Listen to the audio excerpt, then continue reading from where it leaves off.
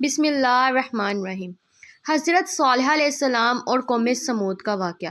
جب طوفان نوح کے بعد دنیا میں بنی نوع انسان پھر سے بسنا شروع ہو رہے تھے، لوگ قبیلے میں رہ کر زندگی گزارتے تھے۔ ان دنوں عرب شمالی علاقے میں قوم سمود نامی ایک قبیلہ آباد تھا، جو حضرت نوح علیہ السلام کے بیٹے سام کی اولاد تھے۔ قوم سمود کا یہ علاقہ مدائن کہلاتا تھا، جو بہت ہی سرسبز و شاداب علاقہ تھا۔ قوم سمود کے لوگ نہایت ہی طاقتور، اونچے قد والے اور زبردست شان و شوکت کے مالک تھے۔ انہیں فن تعمیر میں کمال حاصل تھا۔ یہ لوگ پہاڑوں کو تراش کر انتہائی خوبصورت عمارتیں بناتے تھے۔ ایسی بے مثال عمارتیں مدینہ صالحہ کے علاقے میں ہزاروں کی تعداد میں بنائی گئی تھیں۔ قوم سمود اپنی عالیشان محل، سرسبز کھیت کھلیان اور نعمتوں کی فراوانی کے سبب غرور و تکبر اور سرکشی کے نشے میں چور تھے۔ قوم سمود کے معاشرے سے حق اور انصاف ختم ہو چکا تھا۔ لوگ بے حیائی، فحاشی میں پڑ گئے، یہاں تک کہ یہ لوگ سب سے بڑا جرم اور گناہ یعنی شرک میں بھی مبتلا ہو گئے۔ ابلیس نے قوم سمود کے پہاڑ کاٹ کر پتھر تراشنے کے اس فن کو ہی ان کے لیے غلط راہ کا ذریعہ بنا دیا۔ ان لوگوں نے پہاڑوں سے پتھر تراشے اور بت بنا کر اس کی پوجا شروع کر دی۔ روایتوں کے مطابق انہوں نے پتھر کی 70 مورتیاں بنائیں اور انہیں اپنے قبیلے میں قائم کر کے اس کی عبادت شروع کر دی۔ لہٰذا اس سرکش قوم کی ہدایت کے لیے اللہ رب العزت نے ان کی طرف حضرت صالح علیہ السلام کو بھیجا، جو خود قوم سمود سے تعلق رکھتے تھے اور ایک نیک صفت انسان تھے۔ حضرت صالح علیہ السلام نے انہیں ایک اللہ کو ماننے کی عبادت دی اور ان کو اپنے اوپر اللہ تبارک و تعالیٰ کی دی گئی نعمتیں یاد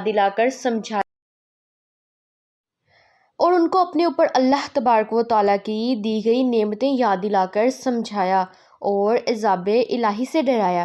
حضرت صالح علیہ السلام نے فرمایا، میری قوم، تم اللہ کی عبادت کرو، اس کے سوا تمہارا کوئی معبود نہیں۔ اسی نے تم کو پیدا کیا اور آباد کیا، اس کی مغفرت مانگو اور اس کے آگے توبہ کرو۔ بے شک میرا پروردگار نزدیک بھی ہے اور دعا قبول کرنے والا بھی ہے۔ اس پر قوم سمود ان کے خلاف ہو گئے اور انہوں نے حضرت صالح علیہ السلام سے کہا، اے صالحہ، کیا تم ہم کو ان چیزوں سے منع کرتے ہو جن کو ہمارے بزرگ پوچھتے چلے آئے ہیں؟ صالح علیہ السلام کی مسلسل نصیحت کے بعد قوم سمود کے چند غریب اور مفلس لوگ آپ پر ایمان لے آئے۔ اب اس قوم کے سرداروں کو یہ بات گراں گزری کہ معاشرے کے یہ مفلس لوگ صالح علیہ السلام کی دین کی پیروی کریں گے اور ہمارے محفلوں، چوک چوراہوں پر کھڑے ہو کر ان کے بتوں کا انکار کریں گے۔ لہٰذا اس قوم کے تمام بڑے سردار ایک جگہ جمع ہوئے اور یہ فیصلہ کیا کہ حضرت صالح علیہ السلام سے معجزہ دکھانے کو کہیں گے۔ لہٰذا سرداران نے حضرت صالح علیہ السلام سے کہا کہ اے صالحہ، اگر تم اللہ کے سچے پیغمبر ہو تو ہم کو کوئی ایسا معجزہ دکھاؤ جسے دیکھ کر ہمیں تم پر یقین آ جائے۔ حضرت صالح علیہ السلام نے اللہ کے حضور گر گرا کر دعا فرمائی۔ اللہ نے اپنے نبی کی دعا قبول فرمائی اور دیکھتے ہی دیکھتے چٹان خشک ہو گئی اور اس میں سے ایک طویل القامت خوبصورت اونٹنی برآمد ہوئی، جس میں وہ سب خوبیاں موجود تھیں جن کی قوم سمود نے فرمائش کی۔ چند ابن عمرو بن لبید اپنے چند ساتھیوں کے ساتھ ایمان لے آیا، لیکن اکثر سردار اپنی سے جادو قرار دے کر اس معجزے کا انکار کر دیا۔ یہ اونٹنی اس قوم کے لیے معجزہ بھی تھی اور ایک آزمائش بھی۔ اس اونٹنی نے پیدا ہوتے ہی اپنے برابر ایک بچہ جانا۔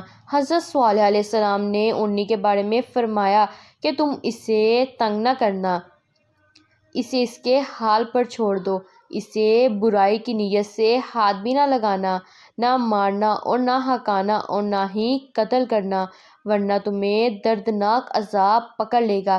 یہ اونٹنی میدان صالحہ کی وادیوں میں رہنے لگی اور جب پانی پینے آتی تو اس دن سارے تالاب کا پانی پی جاتی اور لوگ اپنی حاجت دوسرے دن پوری کرتے۔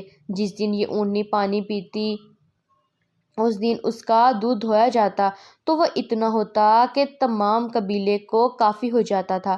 چند دن تو قوم سمود نے اس تکلیف کو برداشت کیا کہ ایک دن ان کو پانی نہیں ملتا تھا، کیونکہ اس دن تالاب کا سارا پانی اونٹنی پی جاتی تھی۔ اس لیے ان لوگوں نے طے کیا کہ اس اونٹنی کو قتل کر دیں۔ قوم سمود میں ایک صدوق نامی عورت تھی جو بڑی حسین اور مالدار تھی۔ اس کی لڑکیاں بہت خوبصورت تھیں۔ اس نے مصطح ابن دہر اور کیدار بن سالف کو بلا کر کہا کہ اگر تم اونٹنی کو ذبح کر دو تو میری جس لڑکی سے چاہو نکاح کر لینا۔ چنانچہ کیدار بن سالف، جو سرخ رنگ کا بھوری آنکھوں والا پستہ قد آدمی تھا اور ایک زناکار عورت کا لڑکا تھا، وہ اونٹنی کو قتل کرنے کے لیے تیار ہو گیا۔ ایک دن اس قوم کے 9 افراد اونٹنی کے انتظار میں کنویں کے پاس گھات لگا کر بیٹھ گئے، جبکہ قوم کے لوگ اللہ کے عذاب کے ڈر سے چھپ کر یہ منظر دیکھنے لگے۔ جب اونٹنی کنویں کے قریب آئی تو مصطح نامی شخص نے تیر چلایا جو اس کے پنڈلی میں پیوست ہو گیا اور ٹانک سے خون جاری ہو گیا، لہٰذا کیدار بن صالح آگے بڑھے اور تلوار کے ایک بھرپور وار سے اونٹنی کے پچھلے پاؤں کو کاٹ ڈالا۔ اونٹنی شدید زخمی ہو کر زمین پر گر پڑی اور ایک چیخ ماری۔ اس اثنا میں زخمی اونٹنی کو گھیرے میں لے کر اس پر نیزوں اور تلواروں کی لاتعداد وار کیے گئے، جس سے وہ ہلاک ہو گئی۔ ادھر اس کا بچہ بھاگتا ہوا پہاڑ پر چڑھا اور چیخ مارتا ہوا غائب ہو گیا۔ حضرت جب صالح علیہ السلام کو اونٹنی کے قتل کی خبر ہوئی تو آپ نے بہت افسوس کیا اور فرمایا تم 3 دن کے بعد ہلاک ہو جاؤ گے۔ قوم سمود کی اس سرکشی پر عذاب خداوندی کا ظہور اس طرح ہوا، پہلے ایک زبردست خوفناک آواز آئی، پھر شدید زلزلہ آیا جس سے پوری آبادی اتھل پتھل ہو کر چکنا چور ہو گئی، تمام عمارتیں ٹوٹ پھوٹ کر تہس نہس ہو گئیں اور قوم سمود کا ایک ایک آدمی گھٹنوں کے بل اوندھا ہو کر گر کر مر گیا۔ حضرت صالح علیہ السلام کی پوری بستی زلزلوں کے جھٹکوں سے تباہ و برباد ہو کر اینٹ پتھروں کا ڈھیر بن گئی۔ حضرت صالح علیہ السلام نے ان لوگوں کی طرف سے منہ پھیر لیا اور اس بستی کو چھوڑ کر دوسری جگہ تشریف لے گئے۔